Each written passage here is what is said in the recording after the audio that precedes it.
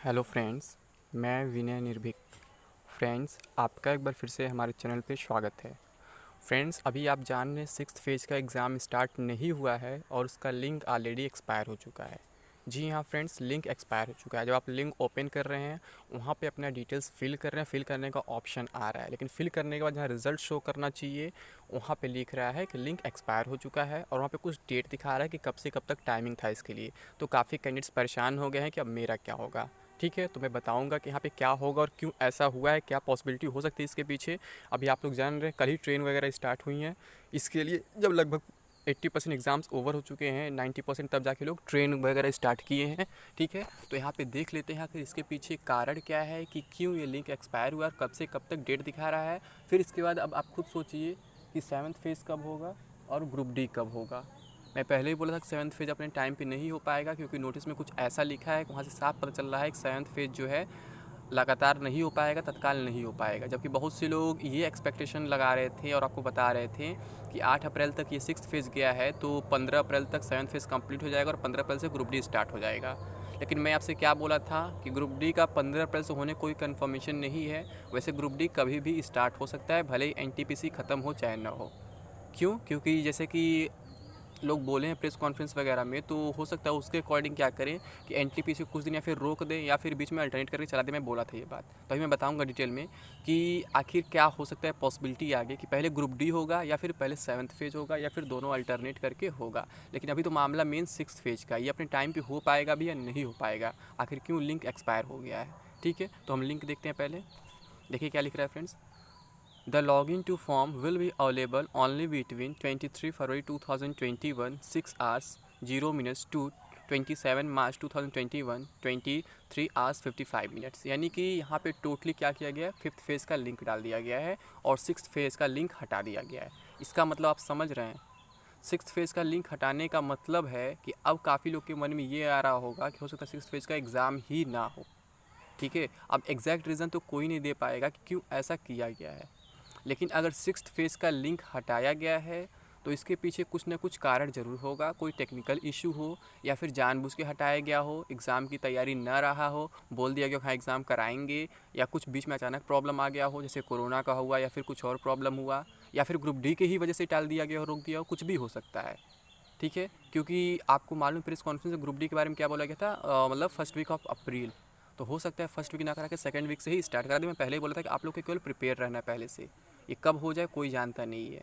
और ना ही रेलवे आपको बहुत पहले ऑफिशियल नोटिस देने वाला है। जब सब कुछ प्रेस कॉन्फ्रेंस के बेस पे चला, अभी तक एनटीपीसी एग्जाम जो आपका मीडिया इंटरेक्शन के बेस पे चल रहा है, तो ग्रुप डी भी उसी के बेस पे चलेगा, मीडिया इंटरेक्शन के ही बेस पे कल चलेगा। यानी आपको बहुत पहले कोई ऑफिशियल नोटिस नहीं मिलने वाला है। वही क्या होगा, 11 दिन पहले आपको सिटी इंटीमेशन वगैरह मिल जाएगा, जिसका फर्स्ट फेज़ में रहेगा। उसमें भी आपको मालूम कई फेज़ में एग्जाम होंगे, मिनिमम 5 फेज़ चांसेस लग रहे हैं, 5 फेज़ में ग्रुप डी एग्जाम्स होंगे। ठीक है, और इधर आप जान रहे हैं कि बीच में आपका और CHSL का भी एग्जाम पड़ा है। ऐसे CHSL शायद 11 27 या 28 अप्रैल तक गया है, उसका एडमिट कार्ड भी कल आ गया है। तो इस वजह से भी अभी काफ़ी प्रॉब्लम फेस करना पड़ रहा है रेलवे को कि कैसे एडजस्ट करें, सेंटर्स मिल पाएंगे या नहीं मिल पाएंगे। क्योंकि आप जानते हैं कि अपने देश में सबसे बड़ी जो कंपनी है एग्ज़ाम कंडक्टिंग एजेंसी है, वो केवल TCS बची है, बाकी कुछ नहीं है। TCS के अलावा कोई एग्ज़ाम नहीं कराता है, चाहे कुछ खास स्टेट्स की बात करें या फिर सेंट्रल गवर्नमेंट की बात करें। एक आपका दूसरा एजेंसी है आपका NTA, लेकिन NTA इतने बड़े लेवल एग्जाम्स नहीं कराता है, वो कम संख्या वाले कैंडिडेट्स का एग्ज़ाम कराता है और वो उस एग्ज़ाम कराता है जिसकी रेपुटेशन अभी बरकरार है। ठीक है, वैसे एग्ज़ाम्स को कराता है कंडक्ट जिसमें कोई शक का चांस नहीं था कि यहाँ कुछ धांधली वगैरह हो सकता है।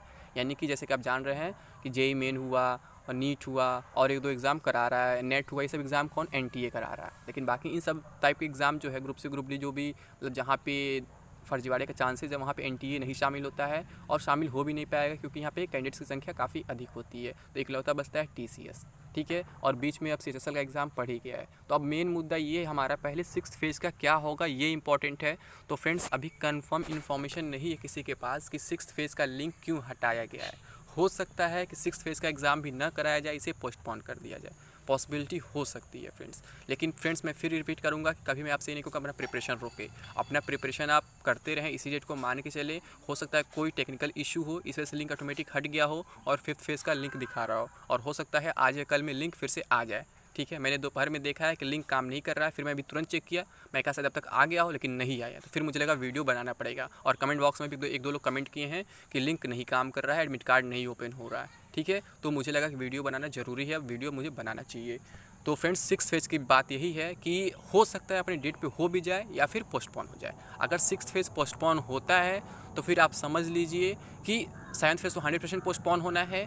तो फिर ग्रुप डी वालों पे थोड़ा सा खतरा आ जाएगा, जो मैं आपको पहले से अलर्ट कर रहा था। हो सकता है ग्रुप डी को बीच में इंक्लूड कर दिया जाए। अगर सिक्स फेज़ भी हटा दिया जा रहा है तो हो सकता है ग्रुप डी को ही फर्स्ट वीक में स्टार्ट कर दिया जाए, जैसा कि मैं पहले से आपको लगातार बोल रहा हूँ, ठीक है। क्योंकि आप मान लीजिए आज आपका अभी 28 है, तो हो सकता है ग्रुप डी 8, 9, 10 कभी से स्टार्ट कर जाए। अभी 10 अप्रैल का एक डेट वायरल हुआ था, आपको मालूम होगा पहले से।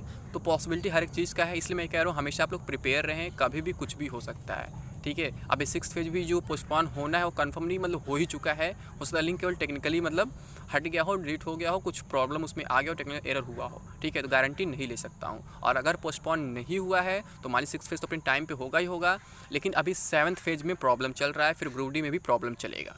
क्यों चलेगा? क्योंकि बीच में आपका एसएससी का एग्ज़ाम पड़ रहा है, मैं बताया जैसे, ठीक है। तो एसएससी का एग्ज़ाम पड़ रहा है, तो हो सकता है उसी बीच ये लोग क्या करें कि सेवन्थ फेज का कुछ एग्ज़ाम करा दें या फिर ग्रुप डी का कुछ करा दें, फिर दोनों स्टार्ट कर सकते हैं। पॉसिबिलिटी दोनों है फ्रेंड्स, क्योंकि रेलवे के ऊपर प्रेशर पड़ा हुआ है। प्रेशर ये है कि इन्होंने बोल रखा है और इन्होंने कोई ऑफिशियल नोटिस नहीं दिया है और ना ही अभी तक कोई पोस्टपोनमेंट का नोटिस आया है।